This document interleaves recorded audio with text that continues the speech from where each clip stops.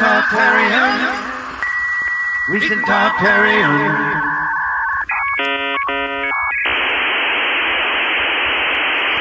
Hey, everybody, tune in to Recent Tartarians. Recent Tartarians. Recent Tartarians. Help. The sky is falling. The sky is falling. The world is coming to an end. It's disaster. Disaster everywhere.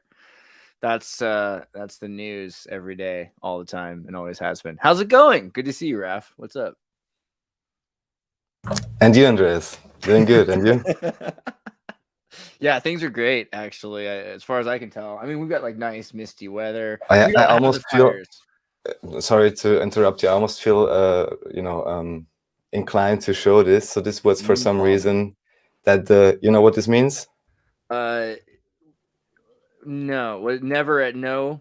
What? Never at no. What? Numquam. Like it's Latin. Yeah. Never at no. Yes. So never go back, never return, never fall back. Okay. And you can actually enter this maybe even on, well, anywhere. So this was for some reason chosen by my high school, finishing class as something they wanted to put on the shirt. So this was not my idea, because anybody who knows anything will know this is number one, also the slogan of the, how you call it, like the most special forces in the military for Austria, the Jagdkommando, the hunting commando. They have this slogan, but also it's, if I remember correctly, it's the slogan of some level, maybe even the 32nd level of Freemasonry. So that's not why I'm wearing it. Just everyone knows. Yeah. Right. That's not why you're wearing it.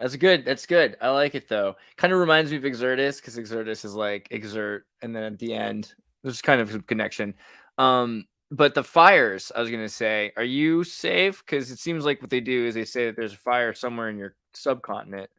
And then, that's it. You're all of Europe, right? Like there's like Europe's on fire. Did you see the articles about that? Hold on.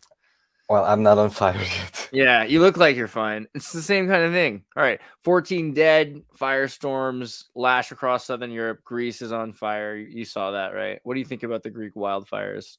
11 planes and helicopters from Block sent to tackle the fire that burned over 300 square miles of land. You think anything? I mean, it's kind of interesting that Greece, with all the European Union stuff and all the changes that are going to happen and leasing of lands that they want for agricultural purposes, or they might want to force people in, all these changes, like this seems kind of lucky, like Hawaii, right? This is the European equivalent of Hawaii to me. I'm just thinking, like, many people complain about this idea in America. I believe it's called eminent domain. Right. And I was like, well, that makes it sound benign compared to what happens to all the other places where maybe they don't have these legal leeways, Suddenly there's a fire. So that, I mean, obviously, definitely, to me, none of this is random. There's a reason why it's being shown, of course, to make everyone scared. And also, as so often, I don't know the details in this particular case, but there have been many suspicious fires even the past few years. And just on the regular, it does seem as if they are either deliberately laid out and made through whatever means, and or other measures have been taken previously to in a sense ensure that if anything catches on fire, everything's going to burn down because of how you manage the groundwater levels and all of these things. Right. Like keep it insured. But it's also being considered like the first European disaster, right? Not exactly, but a lot of the way the records are going, they're saying that this is the biggest European event that the Europeans are sharing in, that the problems happening in Greece and spread over, they're going to affect the rest of Europe in ways. And granted, this has been the way that they've been aiming things ever since Chernobyl. Like things impact all of us. But now they're saying like this is a European Union fire, not necessarily the Greek fire, right? Like, isn't that? I haven't heard that yet, but that's curious. Are there really like headlines that say that? Yeah, it's. Let me see if I can find the one I saw. The European Union is on fire. Yeah, there's somewhere you gotta move to the next level of factionalism, So now. Yeah, Southern Europe, like the way they're framing everything, it's like, do they think Americans don't know the name of the country Greece, or is it more like because they're framing it like this is Europe and the impact is to all of Europe, and Europe is going to be responding. The European Union will be responding to it, so it's framed like that, like it's the country of Europe that's dealing with it, which is interesting internationally because I don't remember seeing things like that before. Before it's been said we ought to come together. this is showing it as if everything's International already, community, maybe, but yeah, this has rounded them up already, yeah, kind of a thing. it's the next level, I guess. Yeah, I haven't really seen those headlines yet. It's interesting term. Yeah.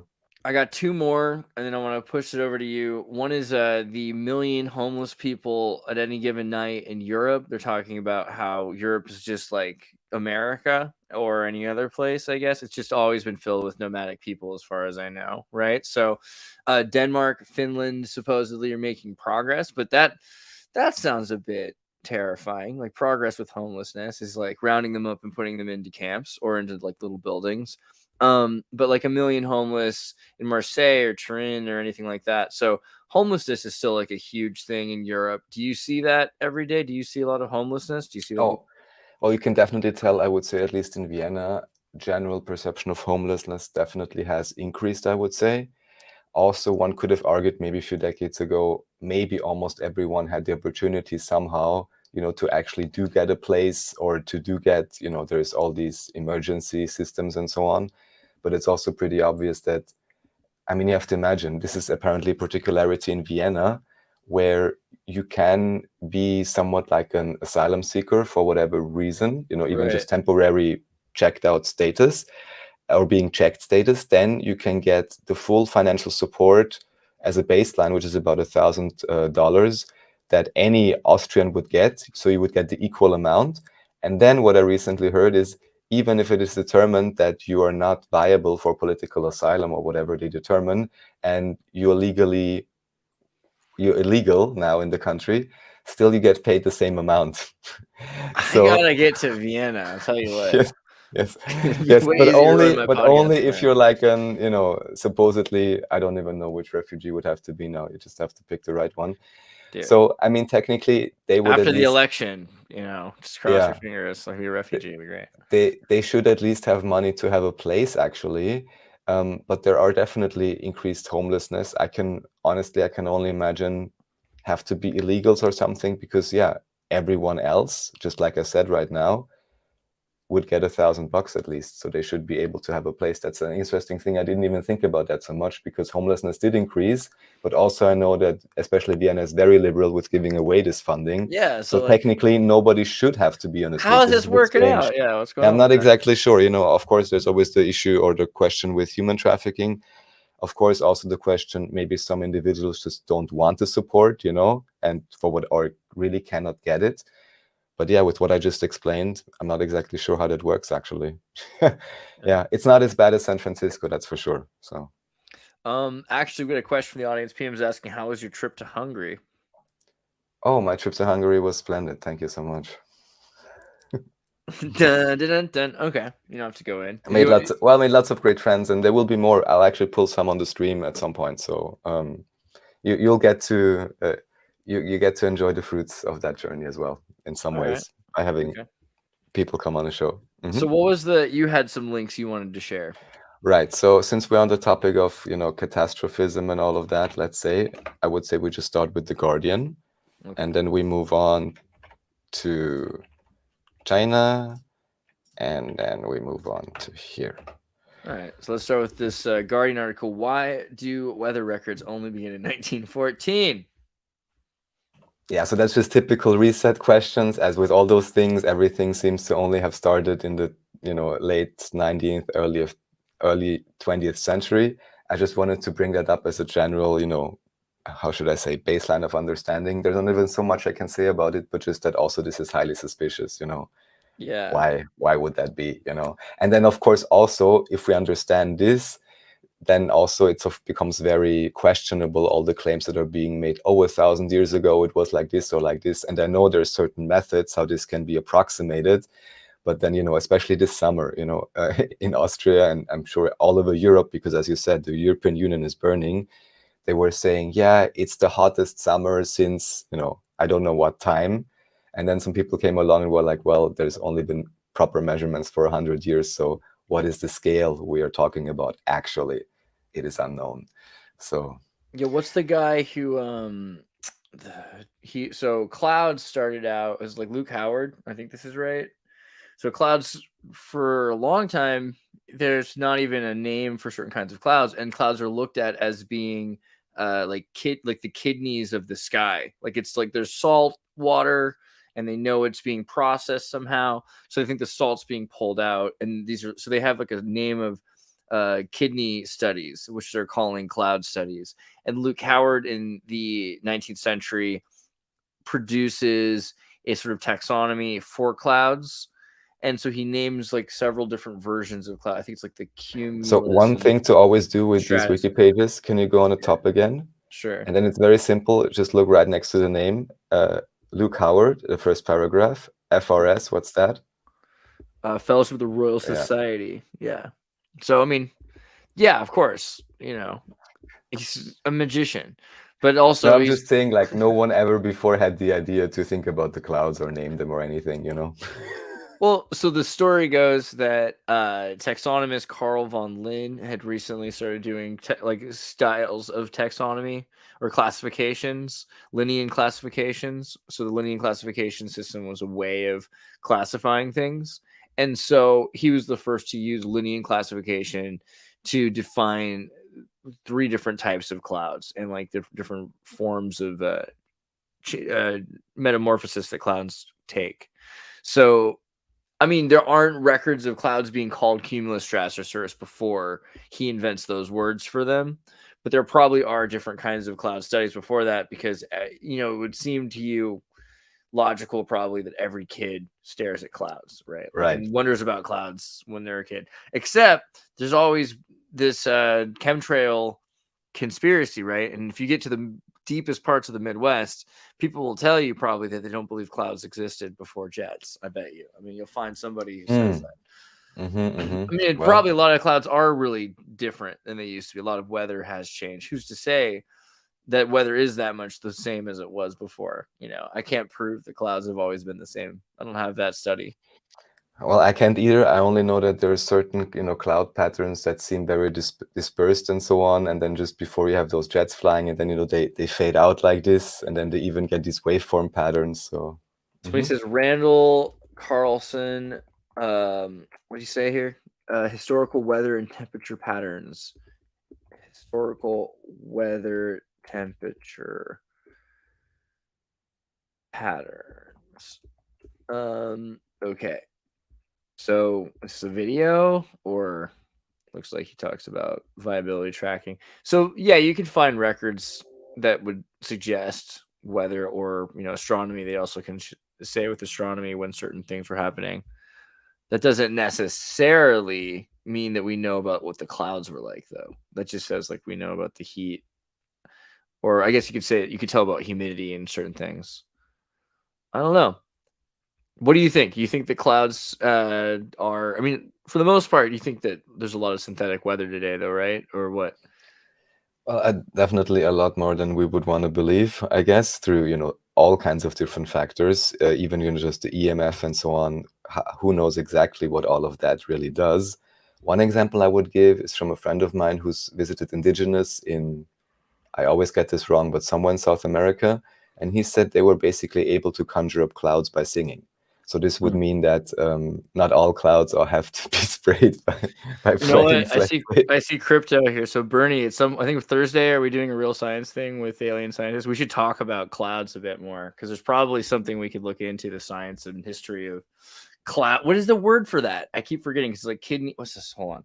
Study of kidneys. And there's even been some, I think, BBC documentary or something with the cloud machine, which is a really like huge box, and there's really like a lot of cloud coming out of that thing. So those things also exist. So this is like, I don't remember who taught me this, but like, so it's nephrology is the study of kidneys, and nephology clouds. Is this right? Yeah, nephology is the study of clouds, and but they make it hard to find that word now. Like, look how hard it was. If you type, but you have to find the word nephology, and that's how you find it. But nephos is from cloud, but nephros is from kidney, and the studies are actually like associated from the 19th century. So, I mean, even that is kind of interesting. The idea that like weather is a metabolism of some kind to deal with salts, and that they were, you know, considering that the structure of salt was so important to lightning, and like the precipitation might be connected to salts. I mean, that's something probably that should be investigated more. Yeah, there definitely is a system. I mean, we learned some basic variant of this in school, which maybe, is partially correct or not. But sure, if we see everything as a living organism, which in some senses it is, then of course this would just be the greatest organism of the planet, let's say, breathing, or however you would call it. And most likely, this is the other example I gave once last year at this conference in Switzerland. I mentioned this once before. We were awaiting someone who was arriving, and everyone was standing as a heart. And then it was a perfectly clear sky. And then we got some drone footage, to celebrate this arrival and have some good footage for the guy. And then everyone realized, oh, damn, there's exactly one cloud in the shape of a heart right above us. So there is obviously also some ways humans influence the weather. I just wish we need to get also Lee. Let me see if we can find Disintegral. Gotta find his page. Lee does videos on clouds and on different sorts of cloud consciousness, and it's been a while since we've looked at some of his videos, but he's got a lot of interesting studies on the idea of like consciousness in the cloud. I think there's something to this, to be honest. At first you might think it's a little woo, but there's a lot to be said about the way the clouds move, or that maybe, I mean, UFOs that are hidden in clouds, for instance, is one that people have noticed a lot. I feel like there's probably more to that, though, than it's not just that they're hiding in the clouds. There would be different orders of agency and complexity of those agents, let's say. But if everything is ultimately made of consciousness, it just makes sense that clouds, quote unquote, contain consciousness just as well. How it is expressed exactly and the degree of their, let's say, ability to decide for themselves probably is different than a human, or at least how we imagine human free will is like. Right. But there can still be something like that, for sure. It's interesting here. They're saying nephrology as a word fell out of popularity, and meteorology is more common. It's a branch of meteorology today, but it's not really as common of a word.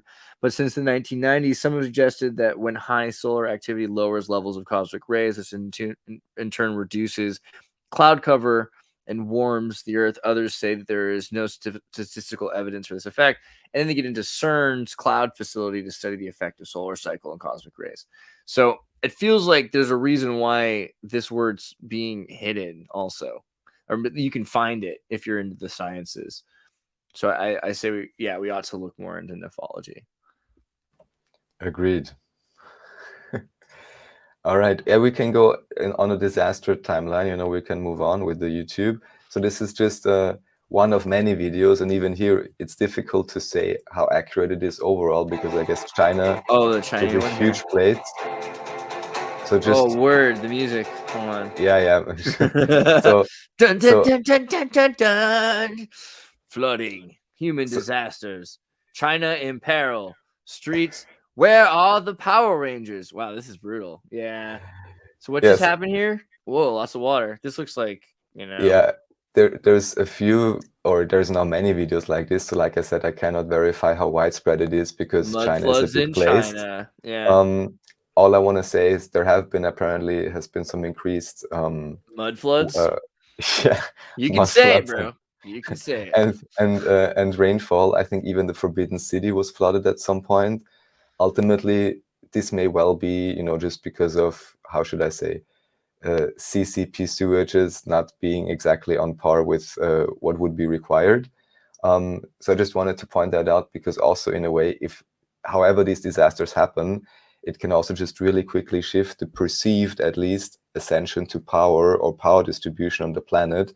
If you think about that, certain provinces in China just get flooded, and also in a not very, how should I say, compassionate way, it shows you how much the government actually cares about you, because many of these people apparently, how should I say, they just get left there, and cities get saved, floods get discharged in certain ways, and then if you're not a high-value region or something, you just get flooded by your own government, so basically. That's the main part. So let's say that there's 1 million people or 30 million people in a city or something like that, and so you've got like 100,000 people or 1 million people downriver.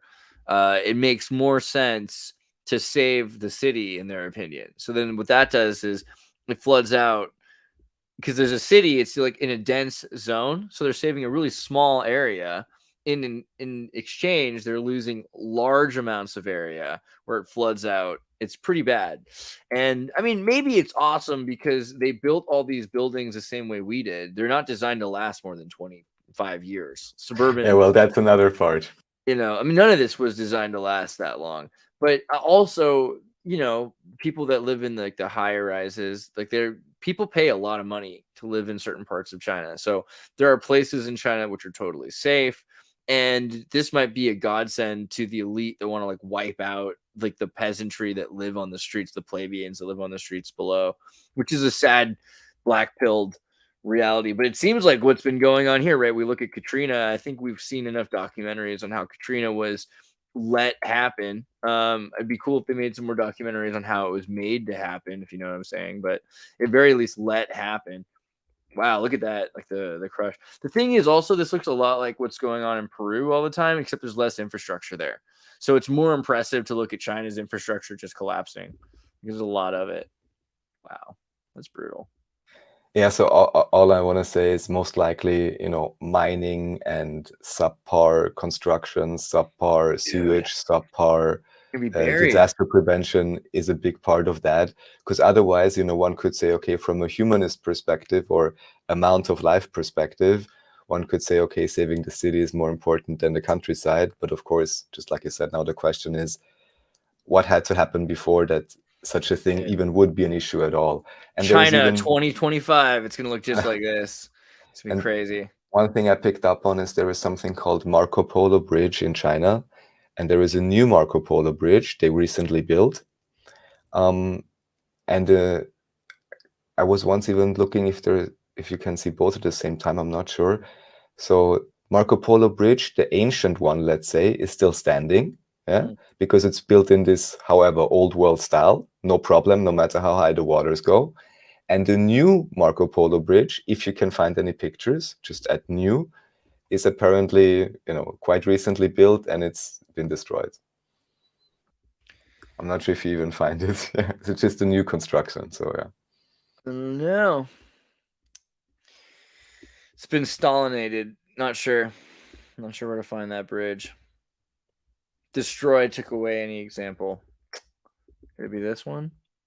No, that's the old one. Yeah, they could have rebuilt it by now too. That's the other thing. You never know.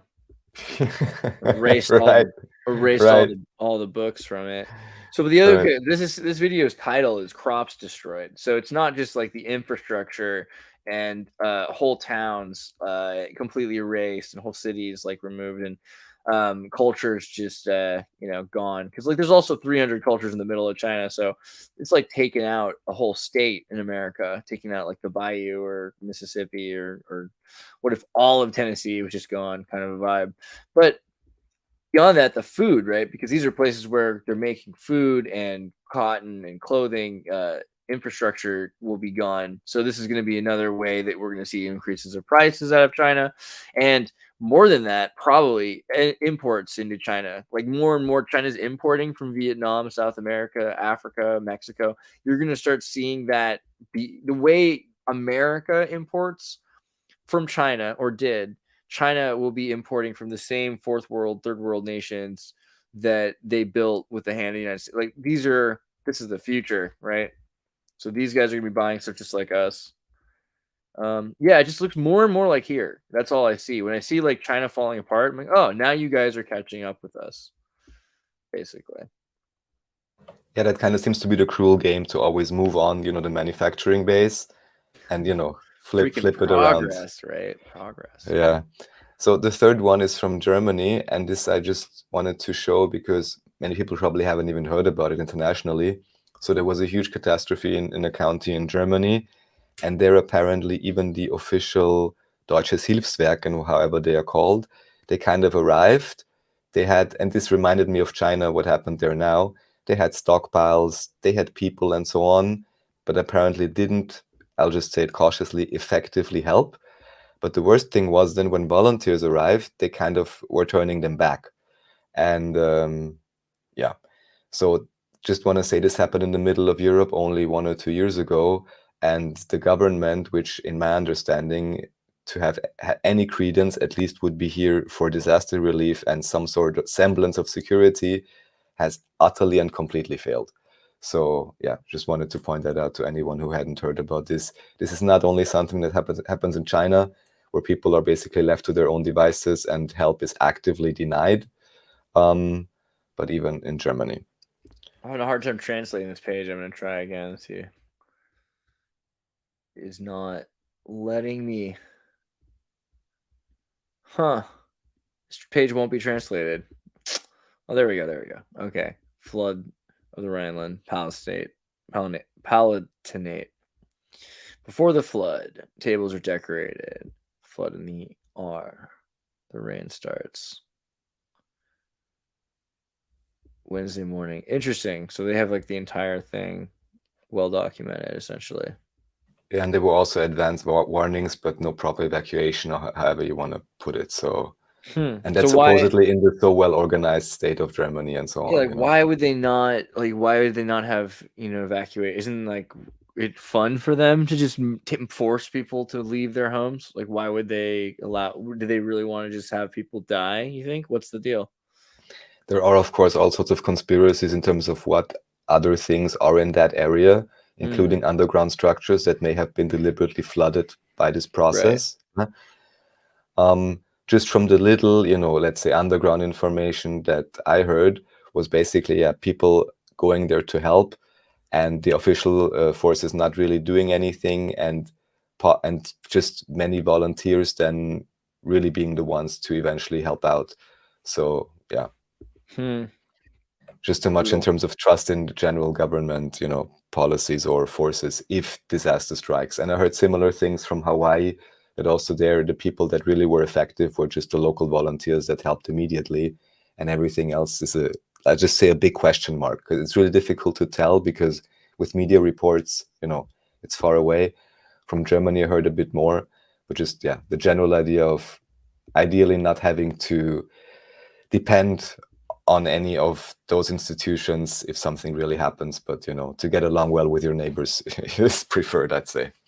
Yeah, it seems like that a big resonant part of like the Tartaria story is just how many towns have been erased by a flood in history, and how many towns have been, especially like record keeping places, like just erased, and that we're seeing it more and more in pretty progressive or civilized places, just the infrastructure collapsing and how quickly it can all be destroyed. It's funny how many server farms are destroyed. Like we talked with the ONW fire in France. Like data could just go so quickly, and infrastructure is disappearing so fast. Like we said in Greece, it's just pretty crazy. It's just like everywhere that you remove the root structure, the next thing after the fire is a flood. So here's the other one in Leon's. Yeah. Well, do you have anything else you wanted to share, Raf? Yeah. So there's a huge bunch. Let's see where we start best. So maybe Also just the to Ariane 6 rocket. So before we move on, this is just one video by Autodidactic. He made I think a great video on the Maui fires, or Nice. at least showing, comparing the images and so on. Again, I wouldn't make any claims as to what is what exactly, but just that. But Campbell does good. He does a good job questioning. That's the thing. Like we got to be like pointing these things out. I was just recently looking at several things that they, people had completely dismissed as forgeries 100 years ago, and there's more and more evidence that they're real. Right. Sorry, what was this point though? This is about the fire where in Maui, the recent one now, the recent ones, yeah, and just showing the images and showing the things that look suspicious. Yeah, I mean, it is pretty crazy. The firestorms that emerge, The other thing is, important to remember is how much nature does play into it. Because, once you get something going, a fire can be pretty easily fed by wind and everything. Sure, which also we know can be engineered to some extent. So, you can This is maybe This how is they call great. it, Yeah. conjure up the perfect storm, you know? There's Yeah. definitely several ways to do that. And even interestingly, just on that topic, there is one interesting book, I believe, oh my God, how it's called, The Town Shaman or The City Shaman or something like this, which is a book by a Hawaiian shaman, and where they basically, I guess he talks about spirituality, but then also specifically how they have the training themselves to avert hurricanes and so on. So again, this idea of quote unquote weather manipulation by humans in this time for good, let's say. But yeah, this concept there is recurring. Oh yeah, and Auto Didactic also shows there's even a Simpsons episode with the a laser mirror thing, right? yeah, yeah. Yeah, I mean, so there's a lot of examples of glass prisms being used to make that, super rays. But is that what, are we thinking that this is just some sort of a light beam, like a dew, or is this more like, a energy ray, or do you think these are like seeded explosions? Like, do you think this is literally just a green wave? For me, well, it could be a combination of any of those things. The main thing just is if it doesn't seem to conform at all to the patterns that really verified natural fires have, then we know there's an artificial component, and I think that's the main thing to be aware of. And what it is exactly, it's not my area of expertise. If the images are correct, it's certainly suspicious why some of the blue things seem to survive, and there are these blue laser tests, right? You've seen that probably, and people trying it at home, or how you can set it up. Yeah. Someone was joking that's why we're wearing blue. Oh yeah. Gotta keep safe. Like Braveheart. Indeed. Well, So I mean, there's I think the laser thing is so specific, though. That's the thing. So many of these, and so this came up recently when we're talking about September 11th, right? Because when September 11th happened, it was Flight 77 was too high to hit the Pentagon, so it circled back around, and Dick Cheney kept it from being taken out because that Pentagon, like they could have taken it out, but they didn't, and it came back around, which meant that it didn't do anything special. It just like came back, lowered itself, so it's even closer now, and then comes into the Pentagon. And so instead of destroying it, which would have been the prerogative, lets it happen, and people, instead of asking questions about that, footage is put out on the internet back in 2001 of a rocket, right? Like, and they're like, oh, a rocket hit the Pentagon, which is pretty ridiculous because you had the plane. I mean, there might have been a rocket involved with the plane, but you have all the things you need to show, that there's evidence that this was allowed to happen. And instead, by producing more evidence, the CIA and everything are able to distract people from what was really going on. And I think that we see that a lot. We see a lot of extra evidence just created around an issue.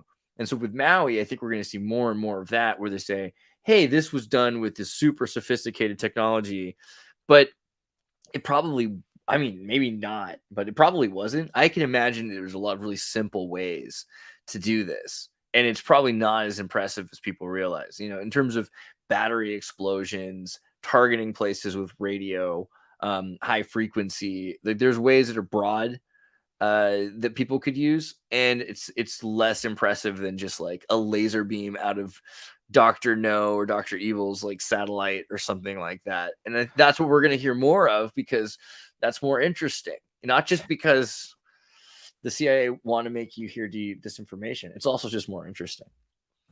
Yeah, so of course, so number one, I think it's obvious that there are technologies which we are not exactly beholden to in terms of what is possible, but it's also obvious that they will use whatever they can to make people scared. And even if there is this capacity, they would, of course, want to overplay the real power it has, so that people who are on the conspiracy route are then like, oh my God, I'm scared, I'm going to be hit by the dew, if maybe it's not even that simple in the end. Yeah. So there's many different layers, and also you never know how much of the things they present are anyhow just forgeries in terms of images, videos being forged. So often it's difficult to really get independent reporting from the ground. So this video was actually posted by David recently, and it just shows all the references to 911, yeah, starting from 1970 or something.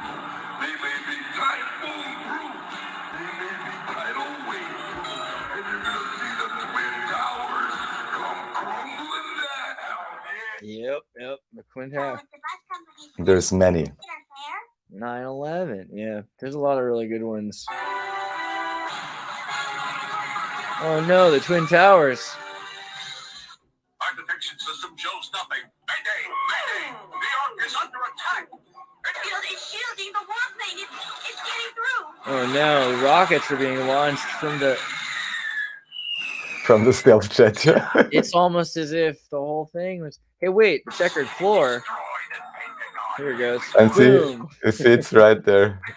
Yeah, Iron Man 1994 is the one to watch if you want to see both like the Twin Towers. And also, what's interesting is it looks like the Illuminati card game, the animation style from the Iron Man 1994.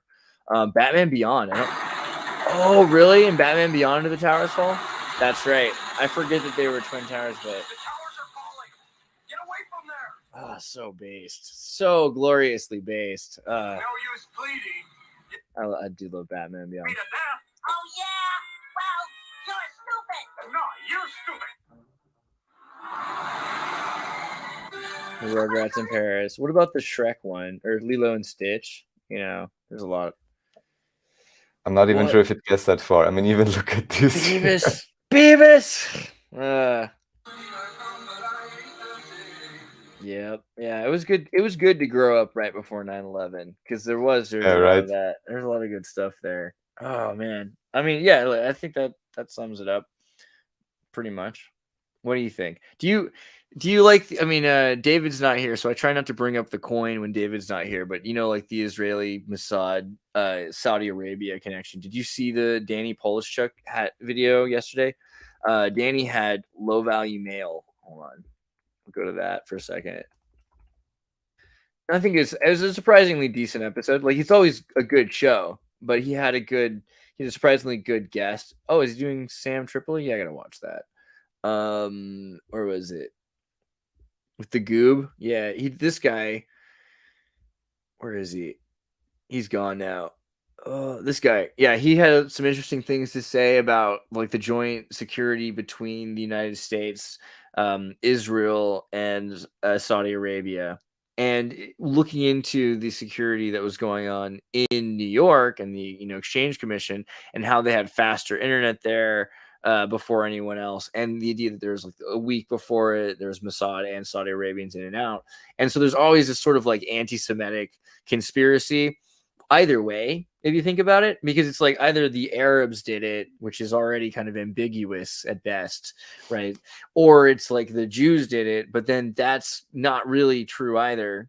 So it's three states. It's like the United States inside job action. But if the United States did it, why did so many people not know about it? So it's a specific section of the government, which is working with sections of other governments. And that seems like the most plausible thing is you've got the intelligence agencies of three states, which normally people think of as not being the closest allies, but they really are, right? I mean...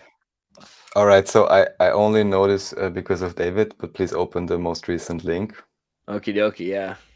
Oh yeah, and yeah. Maybe this and the first one. This is all Roman across. Numerals. This is all across when you go to. Oh yeah.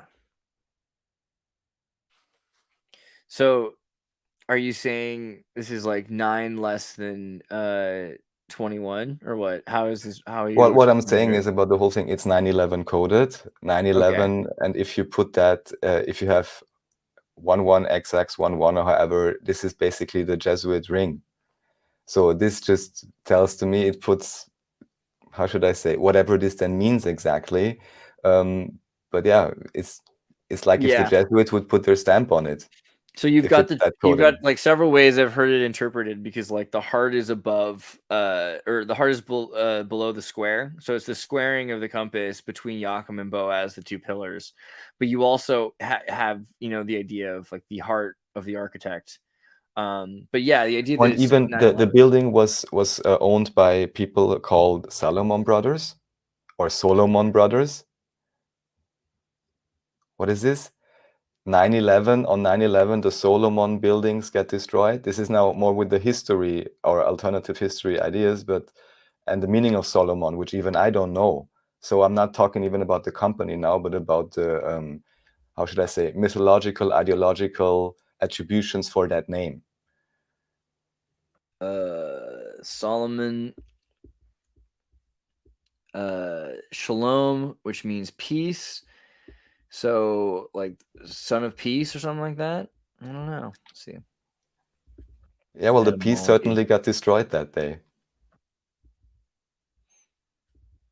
Yeah, I mean, I think of Han Solo, Solomon, a lot as the name. It seems like it's a pretty common name everywhere now too. Like it's in German and it's in Africa, but it's a word that has to do with peace. Does David have a thing on shalom, on what he thinks shalom actually means, like salam? Sure. Well, he just says that these are all dialects of each other, Right. basically. So that's the main thing. And what I want to point out, there's the recent videos published on my channel called The Jesuits, where he's really laying it out pretty well. This idea of an opposition, the way he put it, the way it can apparently be reconstructed, is to have basically the pharaonic system. Oh, not this one, the previous one. Oh, I like that. That's fun. Hold on. Yes. Jesuits, the pharaohs in the Quran. There it is. Yeah. Yes. So the pharaonic system, or the French, or you will love this, Ferengi system. Yeah. Rules of acquisition. Yeah. So this new, let's say, Vatican force that's invading Europe, for lack of a more accurate explanation right now, against Moses and the children of Israel. Yeah. These two, let's say, opposing forces. And just what has become pretty obvious by now, especially doing so many videos with David, is that in particular, so-called Jesuit missionaries basically had their hands in almost every reset of every nation state, or creation of nation state, creation of national languages. And even here, I cannot exactly say what the Jesuits are, because there is official descriptions and so on. But who knows what this really means and what groups are behind that, what it implies. Well, the Ferengi are pretty racist, right? Like the Ferengi are like space capitalist Jews, and their giant ears as opposed to their nose. I mean, I can't believe that they were allowed to get away with it. Gene Roddenberry actually got in trouble, and they were going to have them be the next generation villain. But then they said, no, obviously you can't do that. And so they kind of downplayed them and put in Borg more. But as time went on, like the Ferengi are pretty obvious. Plus, even just the name Ferengi is not a made up word. It comes from the foreigner in Arabic, which is also the word for Franks, right? So it has to do with the Frankish. Yeah.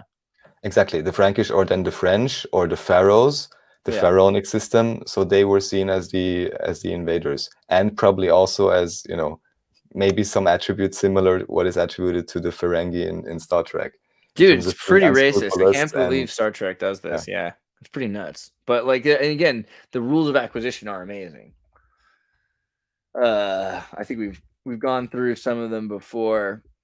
There's always another one. I know you love them. That's why I brought it up. So yeah, where's the list of the rules of acquisition? There we go. Never spend more for an acquisition than you have to. Keep your ears open. Small print leads to large risks. Whereas there's not enough of them. I think they've like hidden them from. Oh, wait, there it is, right there. They have it like as a link. They don't want you to see them all. Never make fun of a Ferengi's mother. Females and finances don't mix. Every man has his price. Nature decays, but Latinum lasts forever. Wives served, brothers inherit. Whisper your ways to success. Hear all, trust nothing. It's always good business to know about new customers before they walk in the door. Yeah, there's nothing but truth in the rules of acquisition. I mean, it's probably more than truth, but the point is, some misogyny in there too. There's a lot of stuff about like women Ferengi in Star Trek, which is interesting because they're like dwarves, like they basically look like men, but they're not allowed to wear clothing, and they're super sexist against them. Like women aren't allowed to work, but it's mainly because they're worried that women will outwork them. I think it's pretty much the culture there. Here's the Swiss Beast, Home of the Devil. Yeah, so this is some very contentious things, I guess, by Sean Ross. Highly interesting, because one thing that is correlating to what David says is basically, and I guess it's a good thing, he's confirming, the whole conspiracies about the Second World War are not exactly what is, commonly presented, or the common conspiracies are not accurate. And especially he's focusing on the story of Switzerland, partially on mainstream timeline, because, who can know all of that alternative history, but just pointing out some very interesting ideas. And I mean, it's somewhat even kind of known, but rarely really discussed, how Switzerland was used. If you see it, from a broader scale, and you assume all nation states or most of them are collaborating on some background fashion, then you understand it's not a superficial conflict, but some geopolitics. So, for example, emptying out Germany and getting all the resources. And then even now, it's very well known that a lot of the wealth that was accumulated during that time ended up in Switzerland. That's not even a big conspiracy or anything like that.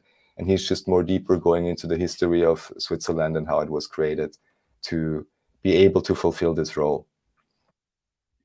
And also showing some interesting, just some interesting ideas. Even the idea that I find entertaining, at least, is that if we assume there are privileged families that divide up the world between them, then he's proposing, well, democracy is just a way how the princes and the families don't need to fight anymore, but they can, quote unquote, compete in a theater we call democracy, and then everyone gets to be king for 4 years. Even though I would contend, prime minister positions in probably all countries aren't the ultimate kings. You'd rather be a judge than a king, right? A king for a day is like the fool's position. You send your fool's son to be king, I guess. But a judge lasts forever. And then what was this? The virology video? Yeah, so this is just a new video by Spacebusters. I haven't seen this one yet. I just know the previous ones, and they usually, to anyone interested in terrain theory and neither the mainstream idea about disease or about the whole, leak idea, or the mainstream conspiracy about the leaks. But to go deeper, I can wholeheartedly recommend his videos. It's usually really well done and well explained, usually also quite funny. To just question the dogmas of, how should I say, germ theory, basically. Interesting. Yeah, so do you know what the main contention here is? Like the viruses are not what we think they are, or is that kind of the vibe? I mean, it's number one, it's a matter of definition, and I will just bring it back to one simple thing that I may have mentioned on the show before. A German scientist by the name of Dr. Stefan Lanka conducted an independent verification, let's say, or ordered the verification at a lab, whereas usually in virology, to determine if any so-called virus or substance is dangerous, you put it in a liquid, right? It's called bovine syrup, has a certain composition, right? You put it in, and then you observe it in the Petri dish. Yeah, it's the bomb, yeah. You observe it in the Petri dish, and then let's say you come back after 8 hours, and then you can see, okay, there is necrosis here and there. And then you can say, all right, the substance I put in is dangerous, right? Because there's necrosis after a certain amount of time. Make sense so far? Yeah. Right, okay.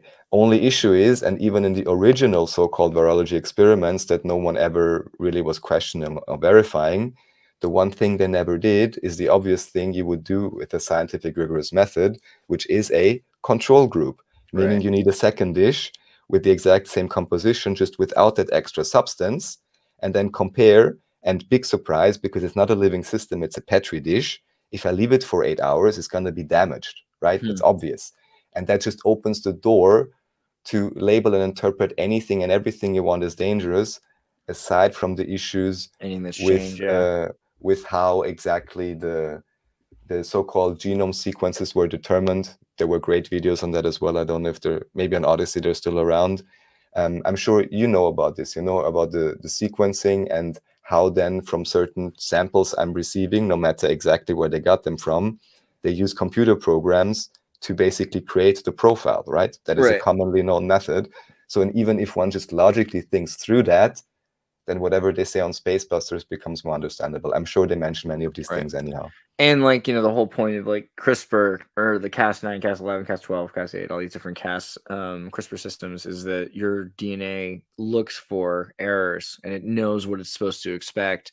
And we kind of don't teach that enough. Like naturally, your system is pretty good at stopping and preventing mutations because it can predict what it's looking for. And so, it will remove the error more often than not. Otherwise, we wouldn't exist. There's a cool documentary I saw recently that's super mainstream, but it's kind of interesting nonetheless, talking about kind of the history of vaccines. And if you go back, there's a really big gap between the very first vaccine, which is smallpox, to rabies from like 1800 until like 1890, right? Or something, like almost 100 years. There's no vaccines. And then once they do the rabies vaccine, it just jumps in terms of the kinds of technology that they start working with to engineer biological warfare and also to kind of create preventative treatments, but definitely for warfare as well. And you start to hear about the social medicine causes of the 20th century because they say, wow, now that we've like opened this beast, we need to start creating cures. But it all comes from the fact that they've created a warfare. Like they admit that they've created something that's pretty brutal. Okay, there's two more. One, this is Astaroth lives at Starbucks. Oh yeah, So it's just just Starbucks, you right? probably already know this, but just because even recently we made some pictures in the St. Stephen's Cathedral of Vienna because I was showing some Yeah. people around, I just and then call it suddenly, Ishtar Bucks or Astarte Bucks, depending on who I'm talking yeah. to. Those are the only ways to describe it. Yeah. So in any case, this type of depiction of Ishtar is also in St. Stephen's Cathedral in Vienna. I think I went there with Martin actually. We were checking Oh out the yeah. cathedral, and then I was just like this, and I was like, oh look, there's like the Starbucks one there. And then recently I found this, so that's I wanted to share it to anyone who doesn't know. Yeah, dude. Astaroth or Astarte is the connection for Dude. Starbucks. I mean, can you remember grunge music and just drinking coffee and like all the black coats? Seattle. It was different. I don't know. Yeah, the symbol now you can kind of still see, like, it's interesting they cropped it at her vagina, but it's still there. Like this is the logo. So you can see her legs are pulled up. She's like, wee! Like, I mean, and now everybody who loves Starbucks has OnlyFans. Come on. There's definitely some sort of magic going on there. It's on purpose. Good job, Ishtar. You totally ruined an entire generation. And then Yes. there's this too. One second. This is Oh, what's yes. So this is this is an interesting interview on Age of Truth. So Ole Dammegard, had you ever heard of him? No, but he looks cool. It's not him, not him. Oh, Just okay. scroll in. That's like This the guy. intro. Oh yeah, him. I know this. No. When you scroll this guy. further, him. The guy with So white Ole hair. Dammegard, yes, is a researcher from, I believe, from Sweden, if I'm not saying it wrong right now. It should say it there. And this is just really interesting because it's a deep dive on this Olof Palme case, which is, was one of the big assassinations in the, I guess, 80s or 90s. And it's just incredible how much information there is, and it connects to all kind of other stories that one wouldn't believe or wouldn't assume. And just from what I had heard previously from Ole Dammegard, he seems very, calm, analytic.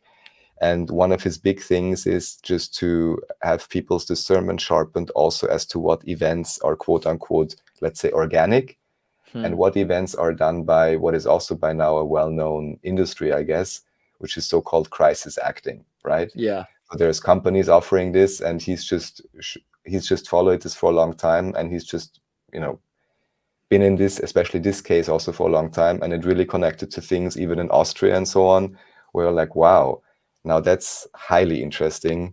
Yeah, where it the also amount of again seems espionage that. Sorry, just hiding. one. Yeah, yes, go on. Oh, I was just saying, the amount of espionage and like hiding when a story like this happens, so that no one knew it happened. Yeah, no one knew, and also then you realize because of the research who all is involved, and then there are certain other, let's say, very special cases maybe cropping up years or decades later, and again there's individuals involved that already were involved back then, and things like this. So it seems again, there is some type of special class of individuals that are in some way, shape, or form entrusted, I don't know, with certain special operations that can then get used for all kinds of purposes. So yeah, he's just really going through the case, step by step. It's highly interesting. So I can just, anyone who's interested in these kind of stories and maybe what's some glimpse of what may actually go on in the background can watch this. And I believe he's even mentioning the story, if it's him or the previous interview on the same topic, where they're saying, yeah, I think even Olof Palme, I believe it was him himself or some other politician at that time, was a, let's say, conservative or socialist. Then he got approached by someone, and the next morning he's telling to his friend, yeah, I'm sorry, I now have to switch sides. I just have better chances there, you know, and just showing also here how obviously this is just, it's just a fake game of, you know, oppositions with all the politics. Wow. So what was the basic thing here? This was like a espionage case or No, this was the assassination of a, I believe, Swedish minister. okay. He was a minister, yeah. He was assassinated, and it was a big thing even back then. And then, of course, you have layers and layers of conspiracy. Number one, the official story, and then I guess even official conspiracies or diversions. Oh, here even you are. This is the Austrian connection, you know, where Oh then years man, later, wasn't this guy like the dude who like had his family living in a box or yes, something? yes, Yeah. yes. And he was somehow involved in this case back then, where Dude, we're of like, what course, is and that's this? why they let You him know? do his crazy. Yeah. Well, didn't want to say it, Andreas, but You didn't want to say it, but yeah. all right. Thank you. Yeah. That's probably what happened. Yeah, they probably did let him do it. I don't know. That's crazy. So, I mean, this reminds me of the Dag Hammarskjöld case, but this is about who was the assassinated minister? Olof Palme. Olof Palme. It says Olof Palme case. Olof, Olive is also nice. Olof Palme.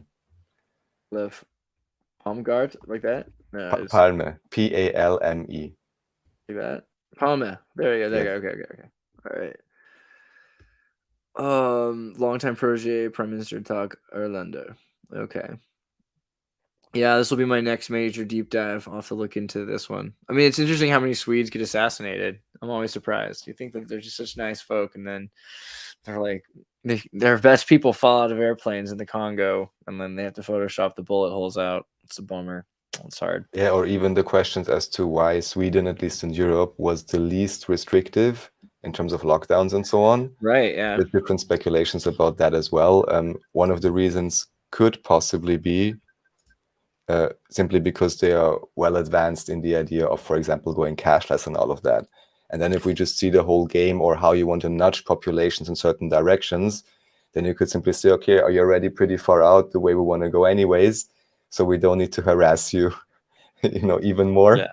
Or it's Sweden, and like, that, I don't know. I don't want to get into like the eugenics thing of Sweden, but that seems like it could be part of that. It could be part of their, like, well, not Sweden. We'll keep Sweden. Could be. You've got a video that you should share. Also, you did a David Ewing Jr. Video that's not. I think you can get it if you want to. You can purchase this video, but it's going to be available. What's the deal with this one? Right. So basically, this is we're now in an effort to generate financial support, as it says. Yeah. This is simply an early access video, so anyone who wants can get it early, and everyone else will get it a little bit later. Right. That's So all. it'll be available eventually, Yes. not too long in the future. But But also- if you want to Yes. support it, you guys should. Oh, definitely. You know. can. Yeah.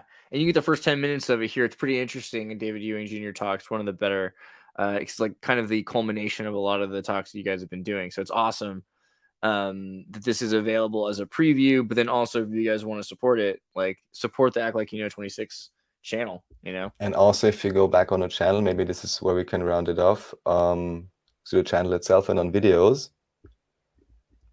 then just you can see there is like, I'm not sure when you checked last, but there's a few new ones. Mm-hmm. The one I'd recommend the most right now, which I think pulls it together the most so far, is the Jesuit video, actually.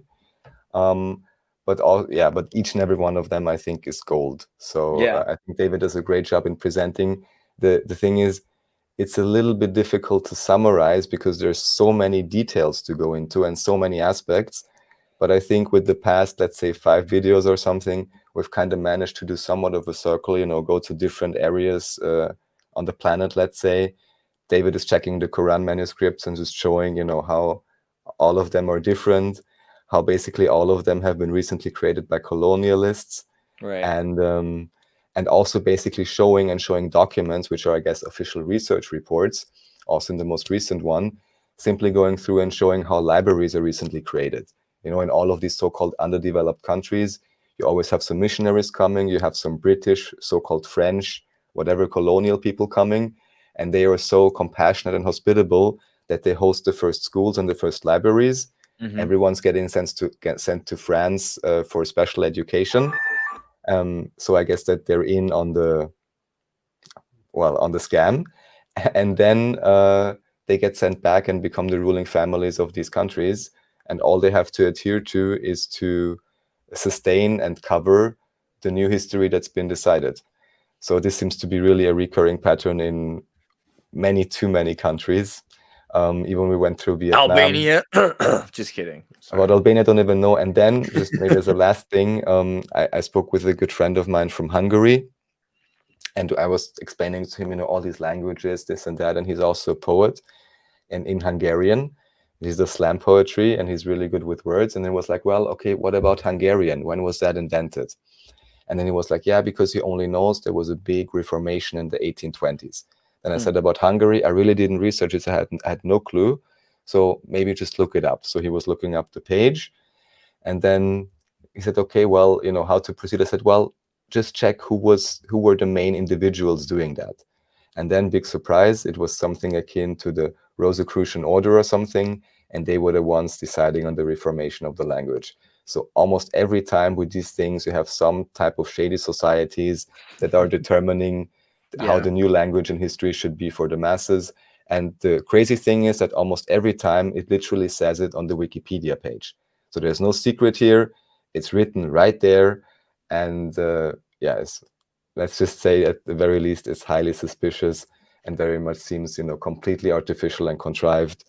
It's interesting. I got to do a thing at some point talking to David about like the printing press, because like the Arabs were very against the printing press for centuries. Like even though they had it first, they stopped using it by the time of the 15th century, and they didn't like it into the 19th century apparently. So there were groups in Bosnia that purported that it was a useful tool, but a lot of Islamic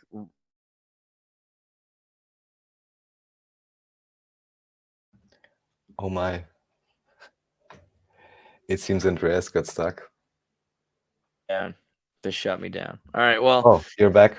It's all right. We're supposed to talk about illegal aliens from Mexico, but I think we'll save that for Woo. You're invited back if you want to be here later this evening. But yeah, thank you for being here. And everybody make sure you check out Act Like You Know 26, which is the channel where you can watch all of these amazing videos that Raphael's putting out with David also.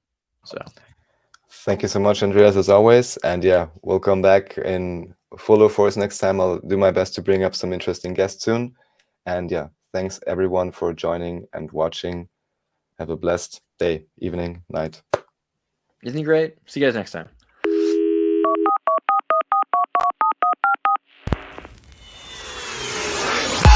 Hey, everybody, tune in to Recent Tartarians. Recent Tartarians. Recent Tartarians.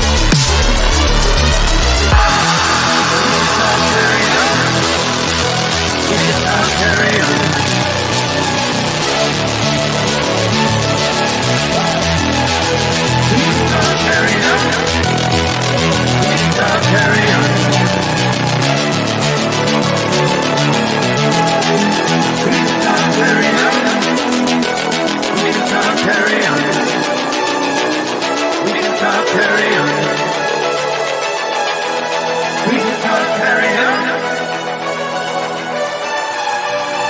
Recent Tartarian. Recent Tartarian. Recent Tartarian.